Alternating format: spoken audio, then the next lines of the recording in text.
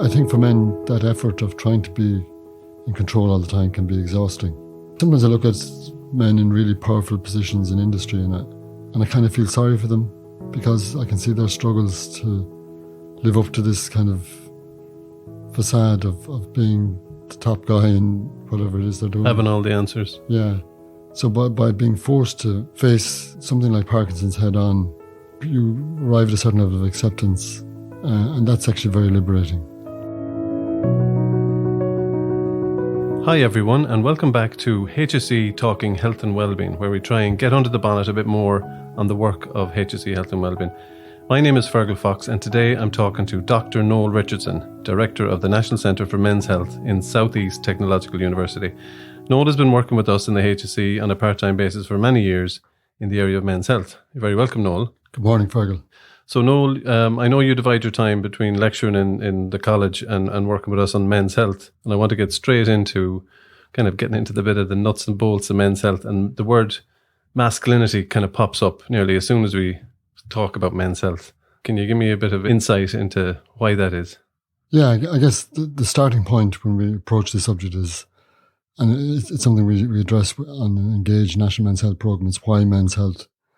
And when you look at that initially, you look at the statistics and you see that men die younger than women on average and have higher death rates for most of the leading cause of death and at all ages. So that's the kind of macro picture, if you like. So the next question then is what's underpinning those statistics? Why do men die younger than women? Why have they higher mortality rates across the lifespan? And certainly masculinity is one element of that. And I think if we were to define masculinity simply, it's our attitude and approach to life and how it's informed by values and, you know, messages we pick up as boys or girls from a very early age. And in the context of health, there's a whole big literature at this stage on how masculinity shapes men's health practices. For example, men are more likely to take risks with their health, reluctant to go to the doctor when they need to. They engage in higher levels of kind of health damaging behaviours like smoking, binge drinking and so on. So now it would be easy to blame men by listing out those things, but we need to understand how health practices are, if you like, mechanisms for demonstrating masculinity. So if we take, say, boys at a young age, like binge drinking becomes almost a badge of honour. You know, it's a rite of passage for boys to make the transition into being a man. At least that's the perception. So the types of behaviours we as in like men and young men think that they should be engaging in are sometimes like they're the rite of passage, you say, or it's part of forming their identity. Exactly. But they're health damaging often. Well, they are. You know, it's meeting certain expectations of what it is to be a man, and that varies in different contexts and different cultures. For example, the code of behaviour that's expected of traveller men might be very different to men in settled communities, or the code of behaviour expected of at different ages can shift. I mentioned boys earlier. Very often for boys and young men, there's an expectation to conform to narrow sets of behaviours that are indicative of a certain way of manliness or macho kind of culture, whereas as men get older, that often can change. You know, fatherhood, for example, can often be a catalyst for men to reframe everything. You know, that's true, you know. And the things, I remember interviewing a man in very early days of this work, and he talked about when he was in college and waking up the next morning having driven home and being absolutely really drunk. But now, speaking as he was then to me as a father of two young boys, he was just horrified that he would have engaged in that kind of behaviour.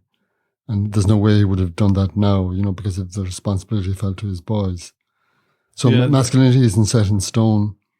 It's something we're constantly kind of negotiating with in the context of prevailing cultural norms, and it shifts and changes over time. Thankfully, because we want to shift it a bit more in a more healthy masculinity vibe, I suppose. And that's a really good point, Fergal, because we tend to think of masculinity. There's a lot said about toxic masculinity and about negative aspects of masculinity, but there are also very positive ways of being a man. I mentioned with fatherhood, there's a whole literature around how fatherhood shapes positive ways of being men being connected with caring and nurturing others, and being responsible in a much more kind of gentle way, rather than trying to be conforming to narrow sets of expectations to be a man. I think that's interesting what you say about fathers. I think there's something that's often unsaid as well about men getting into relationships, like a serious relationship. Somebody once told me that, and they were working with young men in care, and they said, like, one of the big changes that they could see is when a young man, like, obviously if some of these children were in care because of their behaviour, like antisocial behaviour, and it was an important relationship, be it, with a new boy or a new girl, like that new romance, that was changing their perspective on their damaging antisocial behaviours. Absolutely. So I thought that's, oh my God, that's a huge shift for somebody. And then when you think, like all these kind of big macho men, like confined into that code of behaviour that you named, in that young men space, if they're going to get into a serious relationship, they have to show vulnerability to somebody. Absolutely, yeah. And they see the benefits of it as well in their own lives. And we see this also in relation to men who've experienced kind of serious ill health. Very often they go full circle. They become really strong advocates for other men, not to fall into the same trap. We see this especially in relation to mental health. I mean, we've seen a huge change in attitudes to mental health, I think, in the last kind of 10 years in relation to men and mental health. We've seen major shifts in, say, sporting figures or figures from there's nearly there's male influencers in loads of spheres. There is putting and they're challenging this kind of traditional stigma and taboo around mental health for men. Yeah, and encouraging other men to be more proactive, not to be afraid to seek help, to change the culture in workplaces and other environments where boys and men congregate, to make it more supportive to boys and men to be able to access support. So this is a really positive shift in masculinity as well. So, I mean, I say that just so that we don't fall into a rabbit hole of talking about masculinity. I mean, there are certainly very negative aspects of masculinity that we need to acknowledge and still need to work on. But we also need to look at models of good practice and where, if you like, healthy masculinities are being reformulated and learn from that in other spheres as well. Emphasize the positive and build on that. Yeah. Yeah, it's interesting. Like, I agree with you to a large degree that there's been a huge kind of evolving of that, different codes of behavior and acceptable, and that, we're seeing way more representations of healthy masculinity. Sometimes I think that men they follow the lines of one code of behavior around their masculinity in one setting, and then they go into a different setting and they'll play by a different set of rules. Exactly. And they're like, they seem to be kind of still, their hands are bound depending on the settings that they're in, or their own kind of psychological hang-ups around. And that's a really good example, because it all comes down to certain different codes of behavior in different settings. If you're in maybe a sports club or something, and you're an 18-year-old man, I mean, the expectation is that you're tough and that you give as good as you get, and you don't sort of lie down and cry if you get a belt, So that there's a clear expectation there to conform to a fairly narrow set of behaviours that are indicative of masculinity in that setting. But take a different setting then, in a more social setting, that could be very different. And what you said there about the dads, about the world changing, I absolutely agree with that. And I suppose one of the big things, and I think you named it already, that risk-taking behaviour. Because you're not just responsible for yourself. No, like you're responsible for others. Absolutely, and your sphere of responsibility is expanded enormously, and all of a sudden, like you can feel quite vulnerable, or you feel like a different weight on your shoulders that is actually pulling you back from the risk. It's interesting the point about fatherhood, because when we developed the National Men's Health Policy way back, that was one of the issues that came up really strongly, actually, and the literature really supports it as well. The more engaged men are as fathers, the more likely they are to be supportive of gender equality, and if the more they nurture and care for others, the more they care and nurture themselves. So it's a really important aspect of men's health, I think.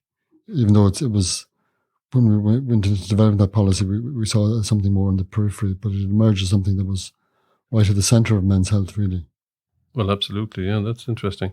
Can I bring it into some of the programs of work that's been developed? You mentioned the Engage training program there, about how you bring this training program to people around men's health, trying to get them, other agencies and people working in the health and social care area, to be able to engage men better or more accessibly. So what's the Engage program do? Well, the Engage program, it's a key capacity building measure as part of the National Men's Health Policy and Action Plan. So what we're trying to do is it's based on a train-the-trainer model. So we train up trainers to go out and deliver the program with mentorship from a few key staff within the HSE. So the idea of Engage program is to build skills and competencies for service providers to engage more effectively with men. And then more broadly, it's to look at how the organisations in which we work in are not male friendly, if you like. So if you take a GP practice, for example, it could be that the waiting room isn't very welcoming for men. There could be posters up that are all to do with women's health, for example. So that environment may not be more that welcoming to men. That's just one example now. So, and then we also need to look at the people working in that environment and see what skills can they develop that will make them more effective at engaging men. So the Engage training that you're describing there, Noel, is available across the country now? Yeah, last year, Fergal, we developed a Train the Trainer program for health and wellbeing staff within the HSE. And we had about, I think it was 22 staff in that program. So they are now ready to go out. And so it started already, in fact, to deliver training to different service providers, both within the HSE and beyond. And so if anybody wants to contact or find out more about that, they can contact their local Health Promotion Improvement Office. They can, or they'll look at the Engage website. Oh, great, yeah. More details of the program there. So you mentioned that some of the learning or the kind of the Engage journey has taught you a lot of things about engaging men. And I know that in recent years you brought that to the agricultural field, if you like, to pardon the pun. But so we started with a generic program, Fergal, about 10 or 12 years ago. And then over time, we developed new modules in engaging young men and middle-aged men. And the most recent newer module we've developed is called On Firm Ground. And it's working with the Department of Agriculture to support agricultural advisors to have basic skills to support farmers' health. And what we discovered was that agricultural advisors on a daily basis were meeting farmers in different degrees of distress. And the department was coming looking for this help, or the agricultural advisors were? Exactly. They were, and they were being really proactive on the subject, right? Which is interesting in itself. So they're going into farmyards, helping farmers do their business or give them advice? Essentially, advice about agricultural matters. But right. they're dealing with the person at the end of the day. Yeah. And they have a very strong relationship generally with farmers built up over many years. There's quite a special, a unique bond there, I think, between the ag advisor and the farmer. But they were noticing certain farmers in distress, but they didn't really know what to say or whether they should refer them to supports or services locally. So the idea of On Firm Ground is to bridge that gap and to give the ag advisors some basic tools and skills to know what to say to farmers in distress and to signpost them to available services and supports locally. So it's a really good example, I think, for other sectors potentially to follow suit in the future. That signposting role is so important because very often the services and supports are there, but it's getting men who are vulnerable to actually take that first step and to go and look for support. That's the real issue, or real challenge. I'm reminded of that phrase that Jigsaw around mental health used to use around, or they still use around one good adult, or they haven't that trusted person that you can talk to. And in this case, I can't think of anybody better than the ag advisor. Yeah, it's interesting. And ag advisors came to us and said, we're not health professionals, but they don't need to be health professionals. It's just to say, look, are you okay? It's normal to feel this way. Would you consider going to see your GP? Or so trying to integrate a little brief intervention into their role, and that's the role that they're arriving into the farmyards. There's no health service staff arriving into the farmyards. And we're really keen to point out that we're not trying to make health professionals out of them. Yeah. It's And just, did you find they were a bit anxious about getting that training, that, you know, there'd be too much expected of the them? response has been really positive, Fergal. Right. Really, really positive. I think the consensus was that they feel much better about having some basic skills and you know, being able to do something about it than being caught in this limbo where they're not sure what to say. So they have a basic toolkit that when something comes up, they feel like I can dip into this, or I have a base to you know, to signpost, as you said. Exactly. That's the key ask of them in this program. That's great. It's great that the Department of Agriculture are literally buying into this program. They are, and they're keen for not just kind of quick fix to a problem. They're looking at the issue in the longer term. And interesting enough, when we developed the National Men's Health Policy many years ago, the Department of Agriculture were asking, well, what has this got to do with us? You know, they were looking at health and safety of farmers, for example, but they didn't really see a link to men's health. But I think what this shows is their approach on firm ground is that they're being much more proactive now, and they're keen to look at the culture in which farmers, you know, are operating, and trying to make the culture more amenable to farmers looking after their health. So that, going back to that masculinity point of being a code of behaviour, that they're literally changing the code around self-care, self-help. Support farmers to look for help. Yeah, which fits into their health. But help seeking is only half of the issue. The other half is that we have people in who are placed to offer help at the times when farmers need it. That's crucial. So it's about help seeking and help giving. Okay. So you're trying to promote improved help seeking, but you're also trying to upskill those that are at the coalface and who may be able to offer some form of help or support without, again, making health professionals out of them. Yeah, so using the agricultural advisors as a bridge to more in-depth health services or health advice. Exactly, but that doesn't come about without a change of culture within the sector. And I think that's what we've seen in the Department of Agriculture. And that's why I think they're, I feel like, a model of good practice for other sectors to follow suit, potentially in the future. Staying with farmers, 2022 also saw the launch of Farmers Have Hearts, which is, you know, a very significant program, loads of partners. Can you give us the highlights out of that in terms of like we're targeting cardiovascular health of farmers? Exactly. It's a very different type of program. So it started out as a simple screening program conducted by the Irish Heart Foundation, mainly in mart settings, you know, where farmers congregate. And we learned a lot from that program.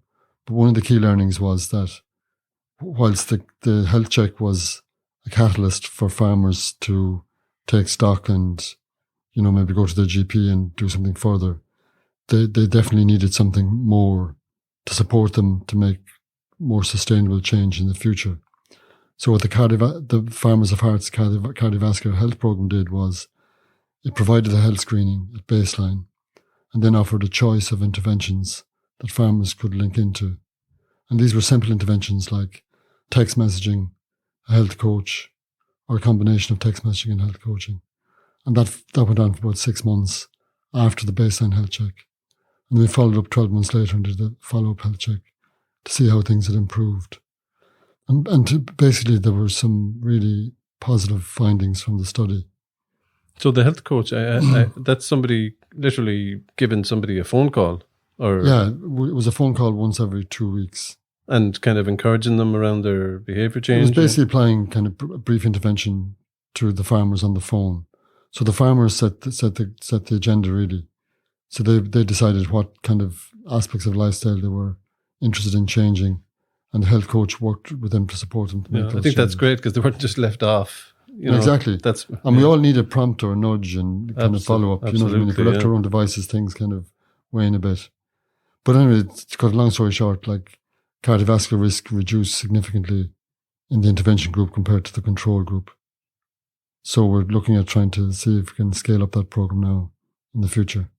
I was looking at the report there that, you know, the cardiovascular disease, it's one of the second most common cause of death in Ireland, more prevalent in men, and that 74% of the farmers that you tested in that had 4 or more risk factors. So it's a very big issue with the sector. It really is. And the other point about that is we talk a lot in the HSE about targeting those who are hard to reach or more at risk.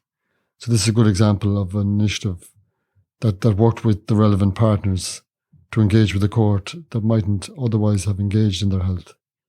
Farmers are a high-risk group, not just for cardiovascular health, but for other things as well. So it's really welcome that the programme managed to engage a group that otherwise might have kind of slipped through the cracks and we mightn't have got to it at all. And the other thing that I think applies across men's health, 84% of the men thought their health was very good. So are we all in a bit of a state of denial about our... There's an element of that. I think there's an element of the glass being half full for a lot of men. Yeah. And it's not until they reach, a certain threshold of ill health that they start to take stock of their health. You know what I mean? Very often it takes like a heart attack or something fairly... Incidents and accidents. Yeah, for men to kind of wake up to the fact that maybe their lifestyle hasn't been so conducive to good health all along, Okay, that's very interesting. So Noel, 2022 also saw the completion of a review of the last HSC Healthy Ireland Men Action Plan. And what would you see as the kind of the big wins out of that, to kind of set us out for the future again? Yeah, well, I mean, it's really important that we take stock every 5 years and see what things have worked well and where the opportunities are to do things better. So I think the things that have worked well have been the Engage programme, and that capacity building measure is a key, continuing to upskill our staff in the HSE and beyond to be more in tune with the needs of men and men's health. So that's a fundamental. And that's why the continued focus on engaging men, with the new health and wellbeing staff in the HSE is so important as well. I think there have been other programs that have been really effective. We've talked about the Farmers of Heart's Cardiovascular Health programme. We've talked about On Firm Ground. Other programs like Men in the Move and Sheds for Life have also demonstrated really good effectiveness with evaluations. So Men on the Move, again, is targeting men that are overweight or obese? Overweight or obese and have typically been inactive over recent months or years. So it's not going after those that are already in gyms and sports clubs. It's trying to target those that are more sedentary and maybe carrying extra weight. And the local sports partnerships have taken a massive role in the rollout of this. Absolutely. And it's a simple physical activity program combined with some health education sessions as well. And it's built around kind of the camaraderie of a group. There's very often a couched kind of 5K focus on it as well, where the men might agree to do an event at the end of the 10-week program. So it's focused, it's not competitive, it's focused on fun and enjoyment. And what we've seen in the earlier iterations of the program is that even when the 10-week program finishes, the men are very keen to continue it, through their own efforts as well. So that's a really positive. Yeah, I think that was a finding that jumped out to me from the research was about the social dividend that these men felt they got. They're not in an organised group activity. Well, you know yourself, Fergal. I mean, unless you're enjoying what you're doing, you're not going to stick with it in the long term. I mean, if it feels like hardship or something that you've got to endure to get to a medium-term goal, that might work in the short term, but it's never likely to sustain in the future. So that's why the fun and the enjoyment and the camaraderie of the group is so important. And what we see as well is that all men if a man doesn't turn up one week, one of his buddies will phone him up to make sure he's there the next week. Very good. Another health coach. Yeah. No, it is. But again, this is human nature. We all suffer from lack of motivation at times. So by having those inbuilt kind of support mechanisms, it helps to keep men on track. And it's all right to fall off every now and again, but it's also good to get back up and get going again. And it's great to get that phone call from somebody saying, "I'd like to, be great if you could be back with us." And we all like to be missed. Exactly, that's what I'm trying to say. Exactly, we all want to be missed. And the other program you mentioned there was Sheds for Life. This is with the Irish Men's Sheds Association. Yeah. When I started working with the Irish Men's Sheds Association, I thought that men's sheds is a health promoting environment. It seems to be like a natural, exactly healthy setting. Yeah, and that's why with Sheds for Life, we were really keen not to mess up what was already working really well. So the shed is a natural, health enhancing environment for men who take part.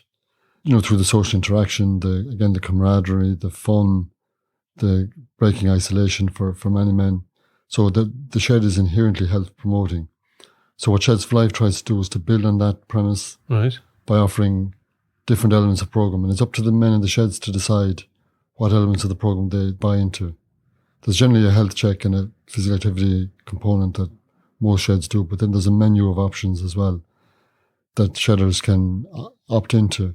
So nothing is being forced upon them. Do you know what I mean? Absolutely, yeah. Their autonomy in terms of what they want to have in the sheds. I was impressed with respected. With the buy-in to the healthy eating. I didn't think healthy eating would be, most of the groups wanted to get that healthy eating and appreciated the hands-on. Like I think it was healthy food made easy. It was and I think that was the nuts and bolts of that. Like the fact that they were getting practical skills. Yeah, they really loved, and it's also the fun of cooking as well.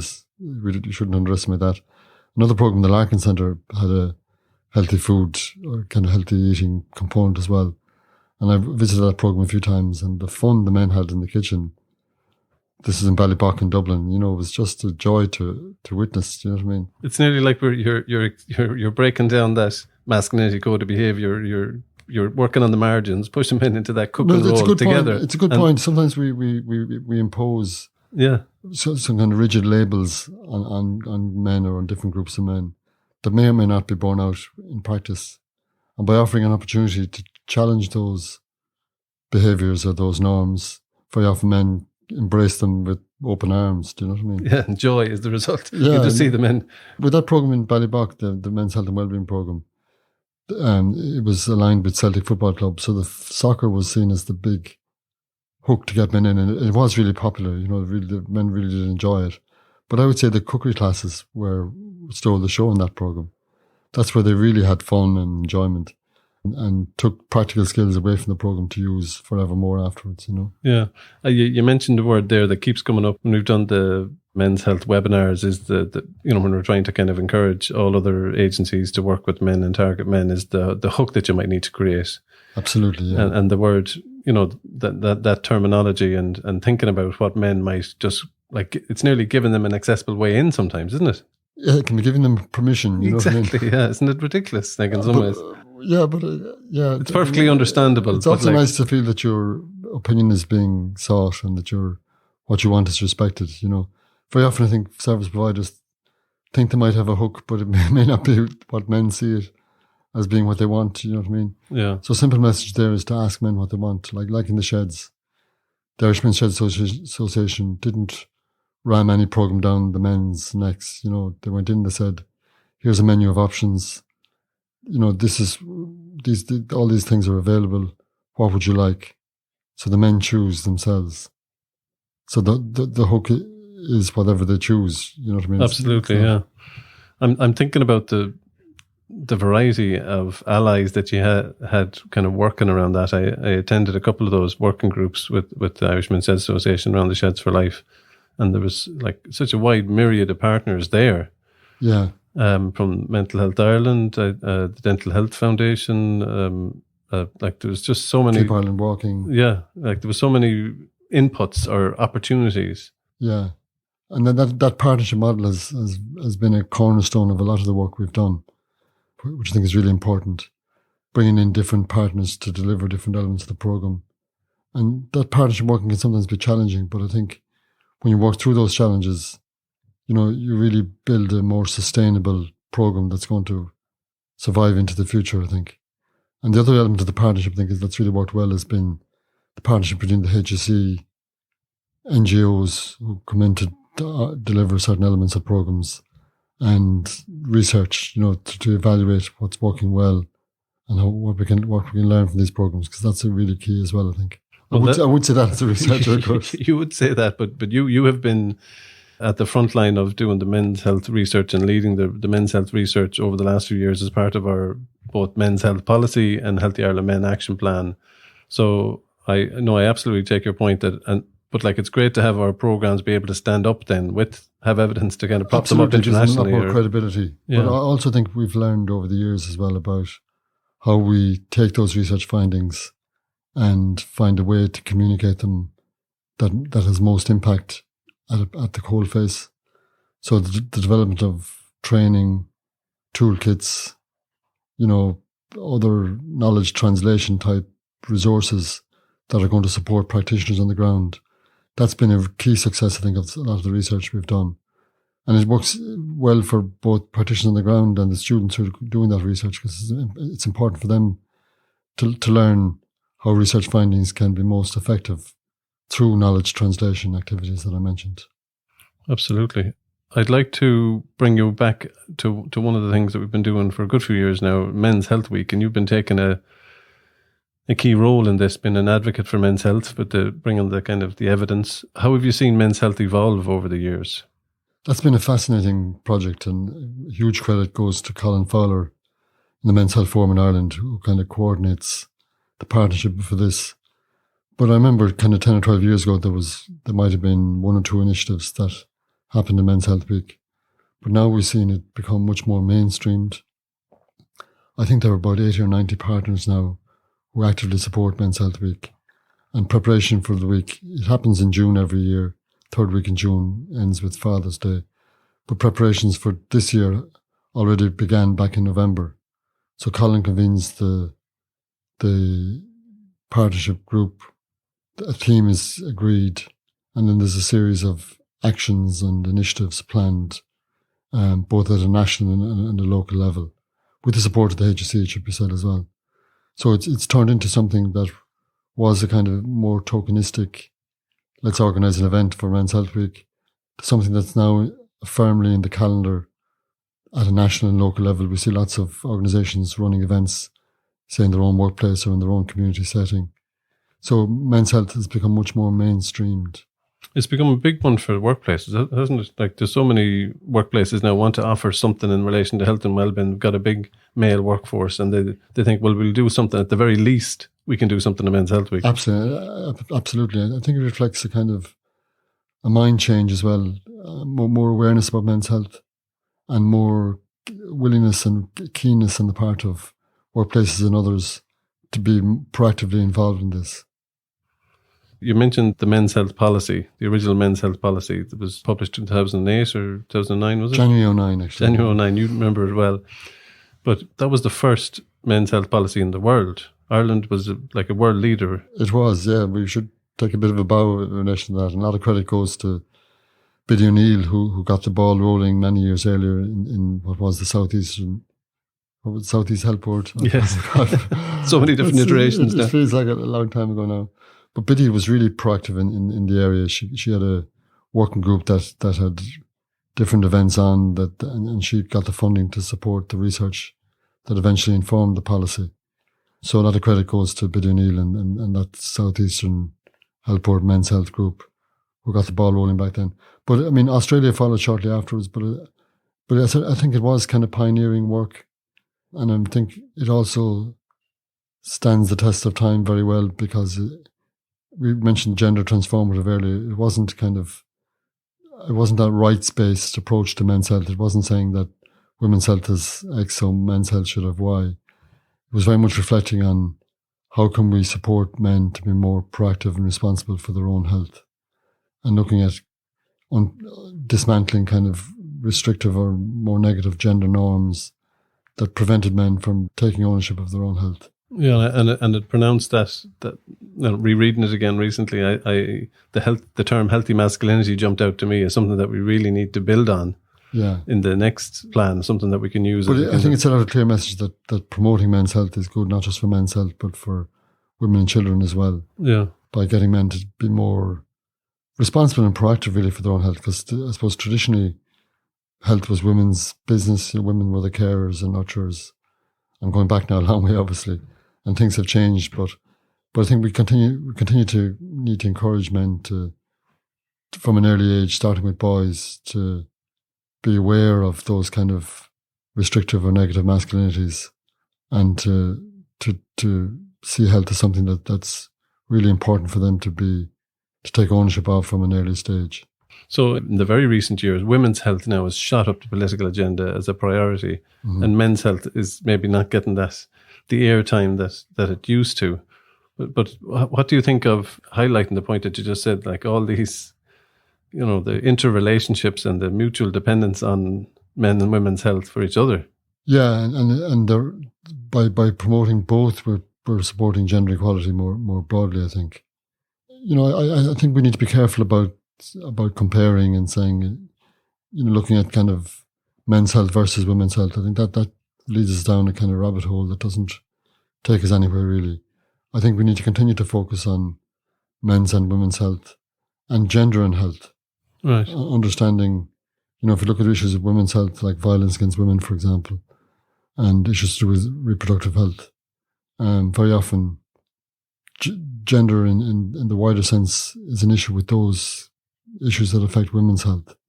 If you look at, say, power relations within gendered structures and gendered systems of health services, do you know what I mean? In order to change that, we need to tackle it from a gendered perspective. So to be gender aware and to take a gender analysis to all the work we're doing. Exactly. And I mean, we've worked in the past with women's health as well, so it's not like we're out to carve out our own little niche area. Yeah. We're trying to do what's promote men's health in a way that's supportive of men's, women's and children's health. Yeah, I think, and I'd second the point that you made there about, I don't think it's changed enough, is that that men's health sometimes has fallen back on too many women. Yeah. I think there's still that is still a big issue that women sometimes are too often the primary carers in the home, and then looking, you mentioned when that middle-aged man or that older man has an incident or accident or something happens, that he goes, oh my God, my own health, I need to think about this, and the woman will have to nudge him into action or be an ally or supporter, where maybe that shouldn't be the case. I think we need to keep working it from an early age, and that's why SPHE programs, for example, in schools are so important for boys to prevent us falling into that trap of, health is women's business, or that's kind of sissy stuff. Yeah. I mean, that day hopefully is nearly gone. But I think we see other examples of this where boys are taking more care of their appearance now. Do you know what I mean? There's an emphasis on, maybe that could be seen as maybe a negative thing as well, perhaps. The beauty or pulling them into fitness. Yeah, and muscularity and all that kind of thing. But if we could even leverage that as a way for boys and young men to be more practical with their health more generally, I think that might be useful. Okay. And one of the things I wanted to ask you about was your own health. I heard the interview that you did with Ray Darcy back in, I think it was the middle of 2021, about your own Parkinson's diagnosis and the journey of you working on men's health and then kind of been faced as a man with...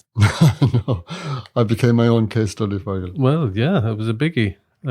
So that your diagnosis came a good few years ago. 12 years ago now, this January, yeah. So, all this advice about proactive and engaging, that must have been a jolt.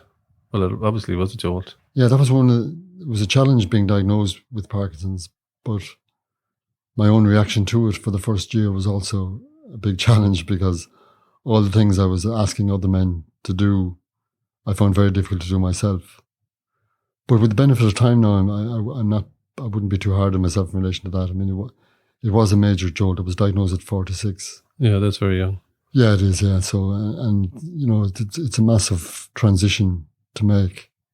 So, looking back now in hindsight, my reaction was quite, it's almost like a grieving response. You've got denial, you've got anger, you've got fear of, what's the future going to hold.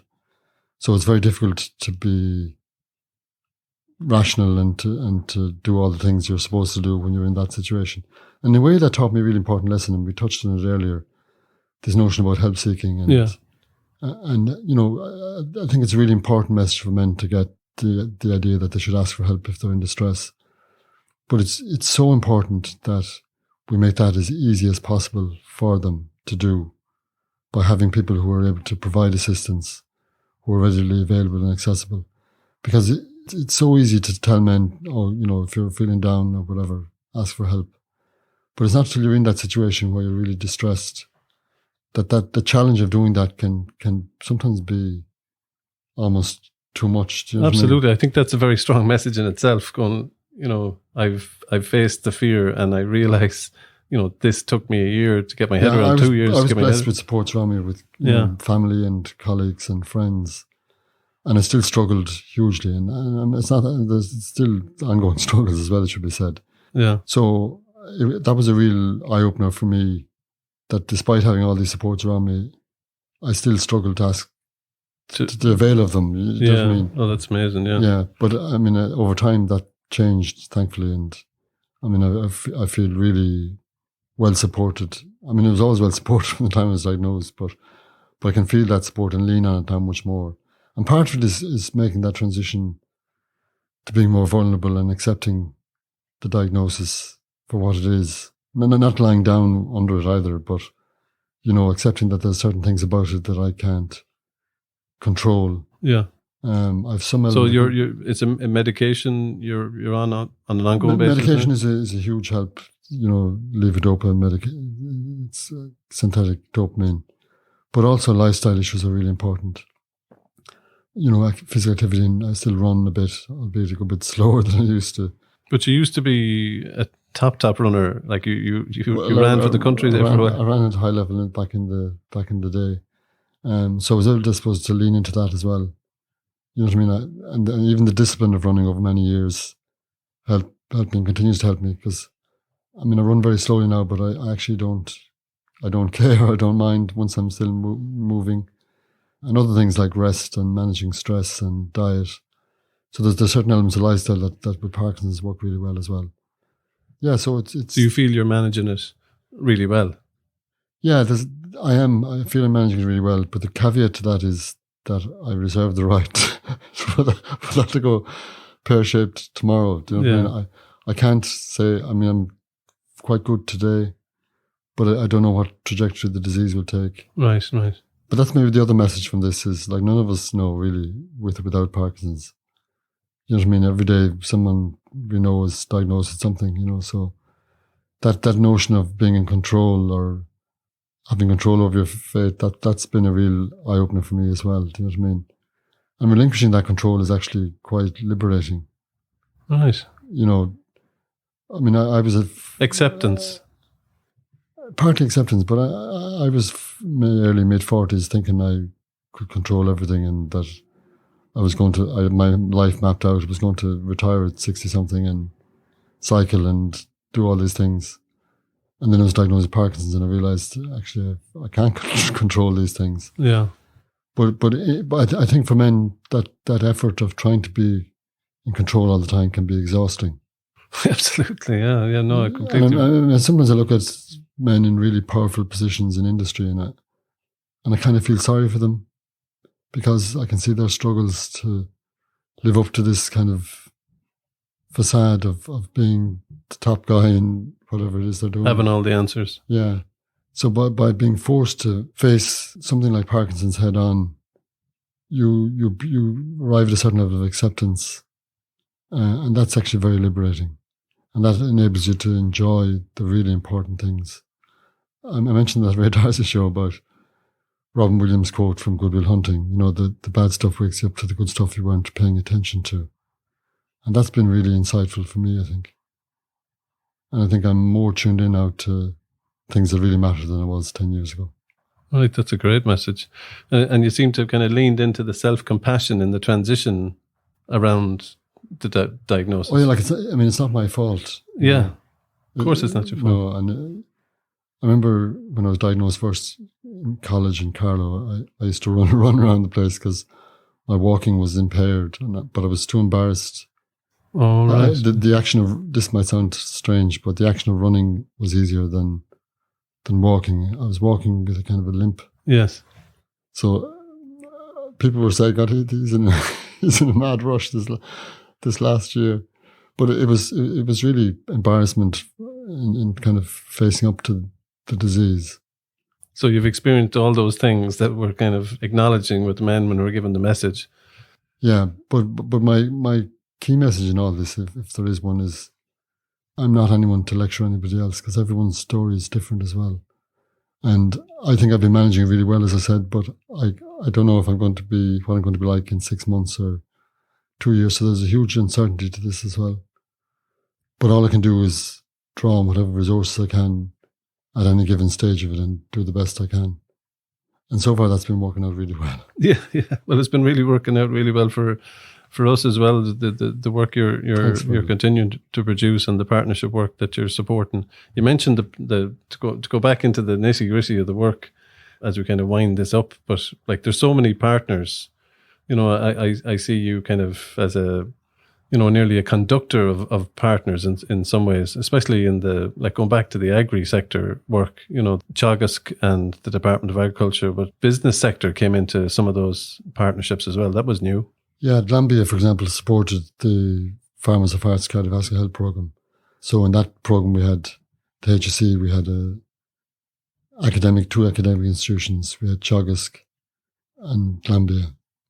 So I think partnership working is really where it's at. Do you know what I mean? And it does. But you're right to flag that it's not. It's not easy. It's not the easy way. Every organisation brings its own expectations and value based to any piece of work. But that has, over the years, I think we've managed to improve and refine our approaches to doing that, and really hammering out at the outset what it is we're doing and what everyone's role is, what the final outputs will be. So once you think you get clarity about what the role of every partner is and what the expectations are. Mutual understanding of where we're off to here. And so the more you invest in that at the outset, the better, I think. Very good. Okay, that's some good partnership tips to finish up on. Noel, I want to really thank you for taking the time to talk to us again, and I hope to have you back to talk about some of the other things as we go ahead in the next Healthy Ireland Men plan. Thanks very much. Thanks, Fergal, and thanks for all your support over the years as well. If you'd like to find out more about any of the work that was mentioned there, you can go to the Men's Health Forum in Ireland website at mhfi.org or the Men's Development Network website, or you can follow us on our HSE Health and Wellbeing YouTube channel and Twitter page. Thanks for listening.